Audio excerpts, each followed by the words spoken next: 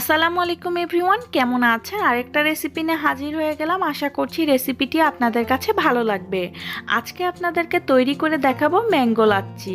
আর এই ম্যাঙ্গো লাচ্ছিটা কম বেশি সবাই তৈরি করতে পারেন, তবে আজকে আপনাদেরকে ভিন্ন স্বাদের এই ম্যাঙ্গো লাচ্ছিটা তৈরি করে দেখাবো।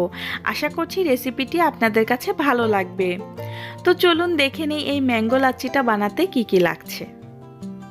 প্রথমে একটা ব্লেন্ডারের জাগ নিয়ে নিয়েছি, আর এর মধ্যে আমি দিয়ে দিব ম্যাঙ্গো পাল্প। এখন আম সব সময়ই পাওয়া যায়, তো আপনারা এই রমজান মাসে এই লাচ্ছিটা বানিয়ে ইফতার করতে পারেন, খেতে কিন্তু ভীষণ মজা লাগে। আমি এখানে 2 কাপ ম্যাঙ্গো পাল্প নিয়ে নিচ্ছি, আর অ্যাড করে দিচ্ছি আমি 1 কাপ মিল্ক,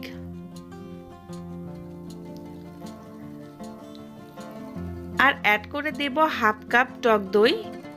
আপনাদের কাছে টক দইটা না থাকলে আপনারা মিষ্টি দইটাও দিতে পারেন। এখন এর মধ্যে অ্যাড করে দিচ্ছি 3 টেবিল চামচ ম্যাঙ্গো ফ্লেভারের আইসক্রিম। আপনাদের কাছে যে কোনো ধরনের আইসক্রিম থাকলে আপনারা দিতে পারেন। আর অ্যাড করে দিব 2 চা চামচ রোজ ওয়াটার। আমি এখানে কোনো ধরনের চিনি ব্যবহার করি নেই। আপনাদের যদি চিনি ব্যবহার করতে হয় তাহলে আপনারা এখানে 3 টেবিল চামচ চিনি ব্যবহার করতে পারেন। যেহেতু আইসক্রিম আর ম্যাঙ্গো পাল্পেও মিষ্টি আছে, এজন্য আমি কোনো ধরনের চিনি ইউজ করি নেই। আমি এগুলোকে এখন ব্লেন্ড করে নেব। তো ব্লেন্ড করা হয়ে গেছে, দেখেন দেখতে কতটা লোভনীয় লাগছে, কিন্তু খেতেও অসাধারণ হয়েছিল।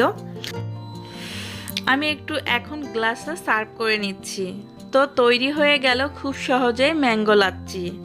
আশা করছি রেসিপিটি আপনাদের কাছে ভালো লেগেছে। আর ভালো লাগলে আমার চ্যানেলটি সাবস্ক্রাইব করে পাশে থাকা বেল আইকনটিতে প্রেস করে রাখবেন এই রকম নিত্য নতুন রেসিপি পেতে।